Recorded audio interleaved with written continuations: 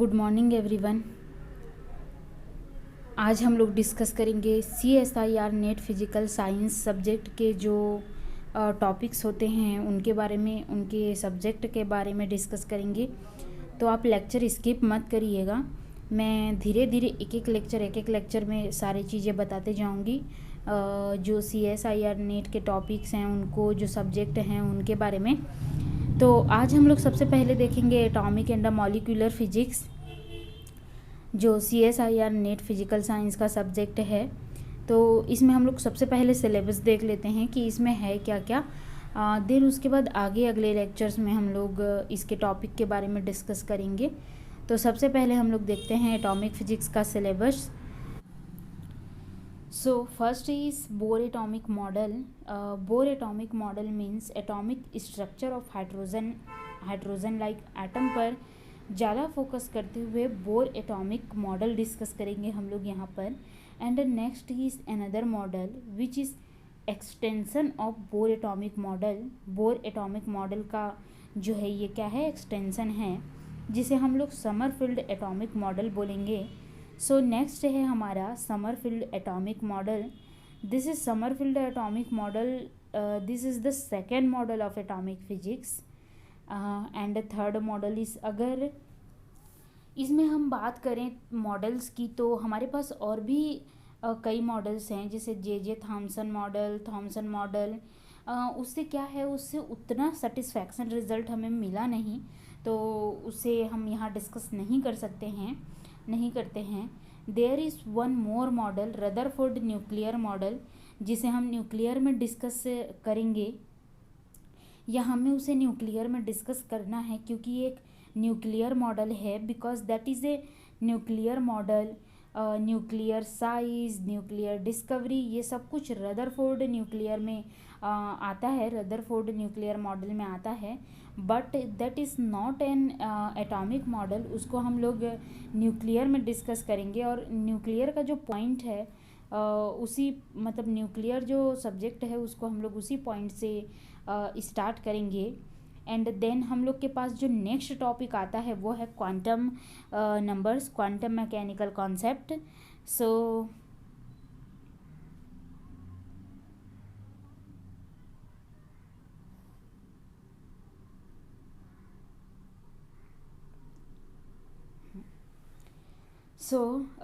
Introduce करने के लिए, और first of all we have quantum number, जिससे हम लोग स्पेशली कौन कौन से क्वांटम नंबर्स हैं। जैसे हम लोग बात करें तो first of all principal quantum number, जो कि हाइड्रोजन एटम मॉडल में, फोर्स एटॉमिक मॉडल में ऑलरेडी आ जाएगा, जो कंसेप्ट है इसका।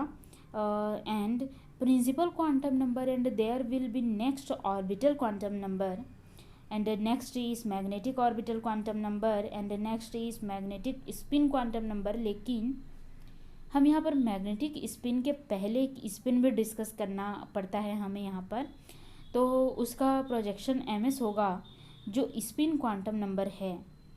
As this is the spin quantum number and ms is the magnetic spin quantum number, then j total angular quantum number, and last mj magnetic angular total quantum number।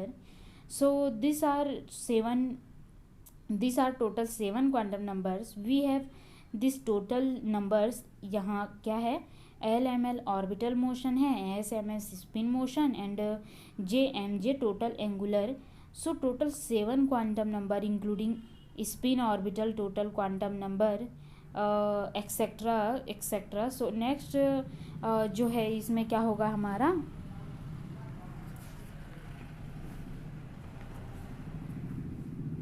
Spin orbit coupling, और जो है spin orbit coupling और fine spin orbit interaction. Spin orbit interaction जो होता है हमारा,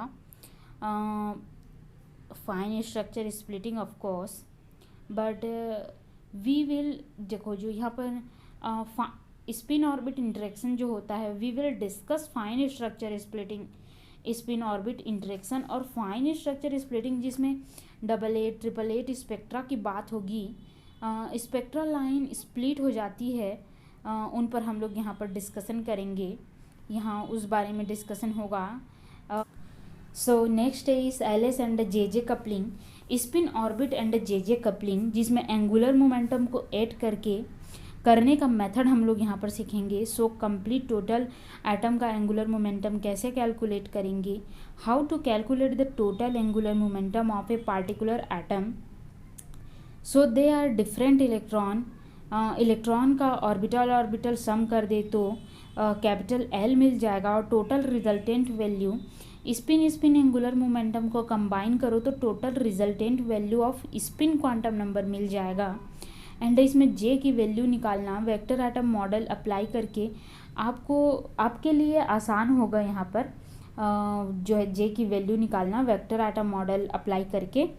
यहाँ पर क्या है कि जे वैल्यू है, ये जे वैल्यू है इज इनविजिबल इलेक्ट्रॉन के L1 S1 ऑर्बिटल और स्पिन एंगुलर मोमेंटम को ऐड करके we will calculate the value total angular momentum of invisible electron.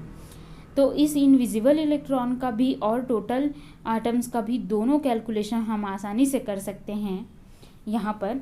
So next topic जो है हमारा 6 topic of atomic physics, ground state spectroscopic term.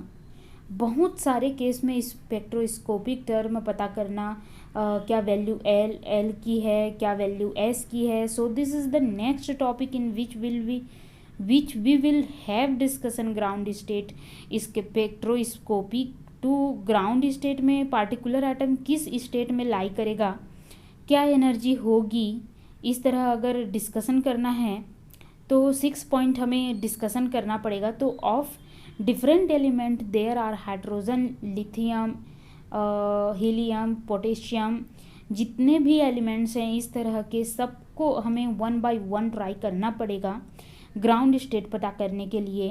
Okay, so next topic जो होगा, next point जो होगा वो हमारा हो जाएगा, नेक्स्ट पॉइंट जो हो जाएगा हमारा, इसी में हम लोग ले लेंगे मैग्नेटिक मोमेंट कैलकुलेट करना। इसमें स्पिन ऑर्बिट और टोटल एंगुलर मोमेंटम के करस्पॉन्डिंग जो मैग्नेटिक मोमेंट्स है, एक एंगुलर मोमेंटम जिसमें मैग्नेटिक मोमेंट प्रोड्यूस होता है और एक स्पिन एंगुलर मोमेंटम, उसमें भी स्पिन मैग्नेटिक मोमेंट प्रोड्यूस होगा, और एक टोटल जे वैल्यू है टोटल एंगुलर मोमेंटम, उसके करस्पॉन्डिंग भी टोटल मैग्नेटिक मोमेंट होगा। So now the 7 point of atomic physics, this is magnetic moment, 7 point of atomic physics. This is magnetic moment. So there are 3 types of magnetic moment. First is orbital magnetic moment mu I, next is spin magnetic moment mu S, and next is total magnetic moment mu J. And then we have 8 point in which Lenz G factor, एक factor होता है Lenz factor. Lenz एक scientist का नाम है and he has given a factor to calculate the moment and difference are energies available in magnetic field. So magnetic field में Lenz interval rules और Lenz G factor की ज़रूरत होती ही है। सो अब हम लोग देखते हैं 9th नंबर हो जाएगा हमारा, this is 9th topic magneto optical effect. इसमें हम लोग जीमन इफ़ेक्ट पर फोकस करेंगे। ये नॉर्मल और एनिमुलस 2 टाइप्स का होगा ये। So this is normal and anomalous Zeeman effect, जिसमें हम लोग एक में 0 और एक में नॉन ज़ीरो लेकर दोनों इफ़ेक्ट डिस्कस करेंगे डिटेल में। सो this is magneto optical effect. So next one is Paschen back effect.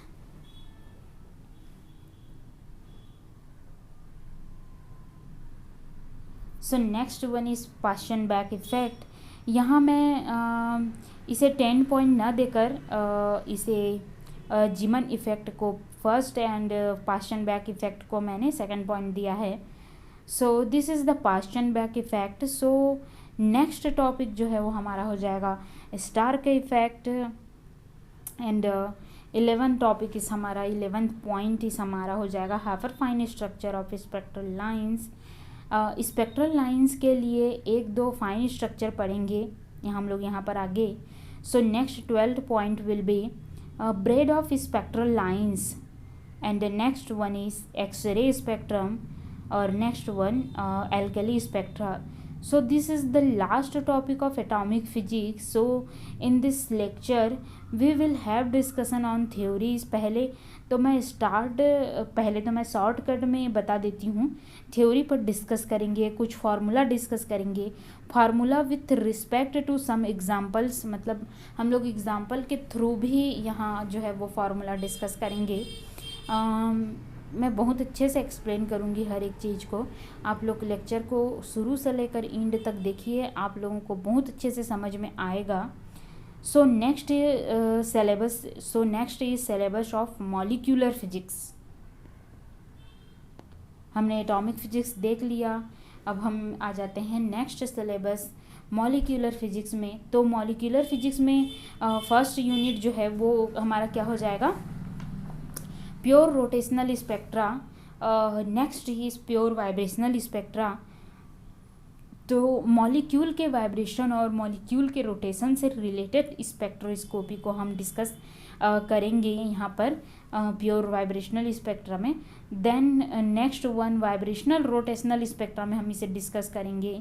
Next is Raman effect and Raman spectra. Next topic is electronic spectra. और नेक्स्ट इज ESR और NMR.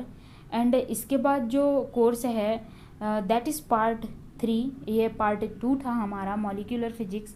इसके बाद हम लोग आ जाते हैं लेज़र फिज़िक्स में. सो लेज़र फिज़िक्स में हमें क्या क्या पढ़ना है, Einstein relation, second is 2 level, 3 level and 4 level laser, third is Ruby laser, helium neon laser, and fourth is coherence time and coherence length.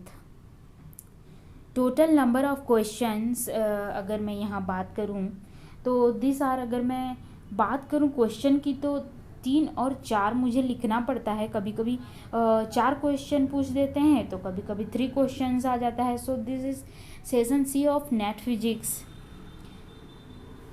So atomic physics का जो syllabus था तो वो यहीं तक था. आई होप आप लोगों को एटॉमिक फिजिक्स का सिलेबस बहुत अच्छे से समझ में आया होगा.